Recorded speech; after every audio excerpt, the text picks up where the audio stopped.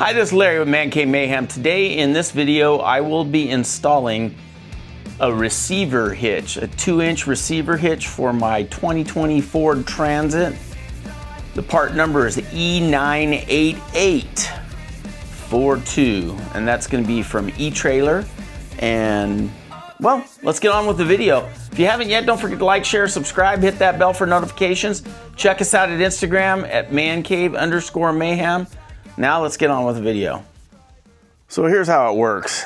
They basically give you a wire that's kind of I can kind of show you the wire. This is the wire right here, and it's set up so you can just thread the nut onto the wire, and then you take this backing plate and you feed through that. I'll show you. So basically you're looking at this right here, and you have a wire on it.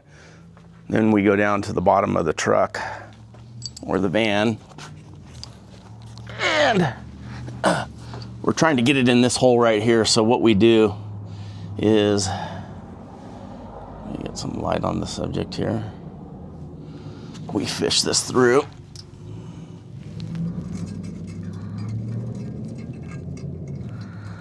Right, like so. Then you're able just to pull this plate in. You kind of just feed it through, and then that settles into the hole right there. And then when you're ready to bolt it in, you just pull this wire off. So we're going to do that on both sides, and then I'll get back to you and show you what's next. All right, so now we're going to do the same thing on this side. We're going to fish this wire through. I'm just going to repeat that process.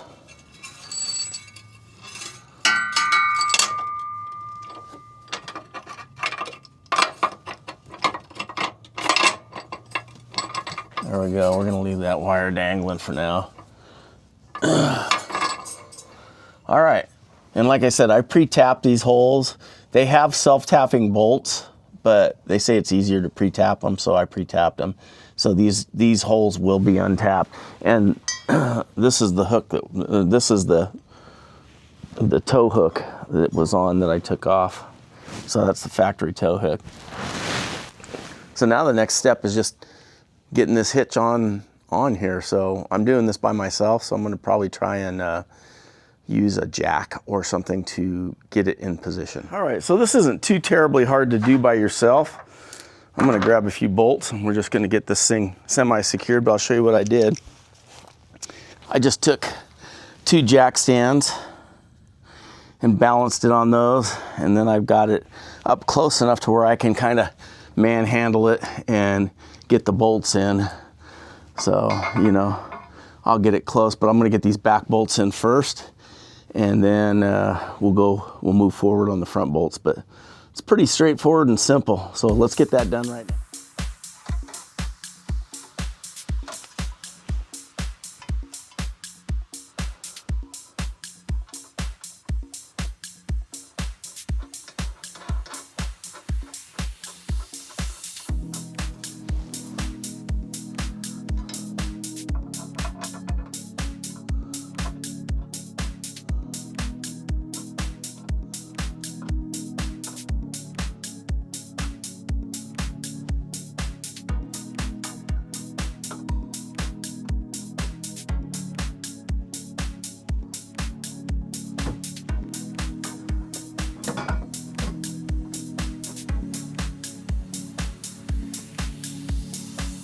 All right, and you can see that hitch is pretty clean the way it's set up. It doesn't hang real low.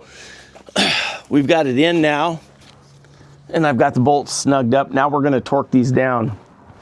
But it's a real clean setup. I'll give you the torque specs on this hitch here, and we'll get those bolts torqued down, and then that'll be it for this install. All right, so the torque specs on those is the M12 bolts, the ones that are up front, those are 90 foot-pounds, and then the nuts that you fish through are 110 foot-pounds.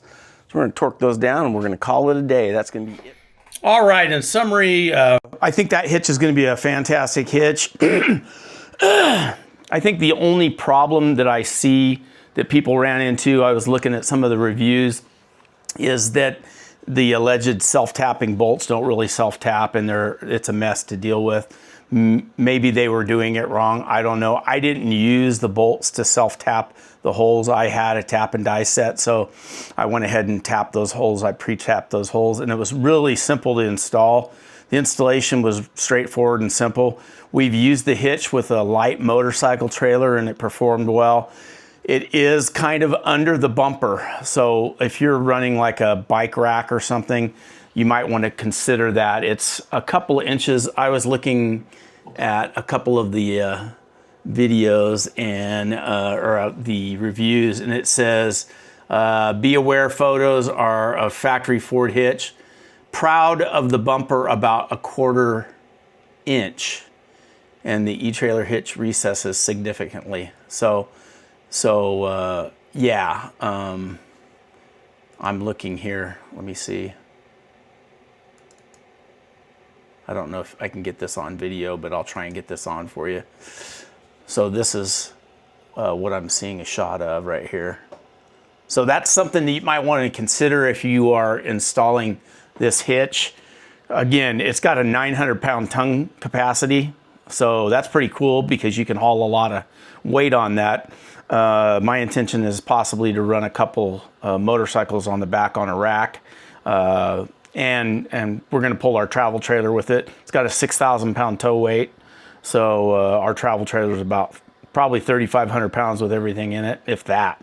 And so not going to be an issue in that respect. So just consider what you're going to be doing with it, and that would be a determining factor as to whether you would want to buy this hitch or not. But I think overall it's well built. It's made in the United States. It's a good hitch, but just be aware of those things. The other thing I ran into is torquing those bolts. It's just like, man, it seems like a lot of torque after threading those to get to 90 pounds on those front bolts. But other than that, everything went really smooth. It took me probably, you know, if I wasn't videotaping, it probably would have taken me 15, 20 minutes to install it. So, you know, that was without all the wiring and stuff. So that's a whole other issue. But anyhow, if you haven't yet, don't forget to like, share, subscribe, hit that bell for notifications. Check us out at Instagram at mancave_mayhem. And just remember, folks, I'm just a man in a cave causing mayhem. Thanks again for watching. Also, don't forget to check out my affiliate link for Amazon for all kinds of cool products that I used on this van and a lot of other projects in my videos. See you later.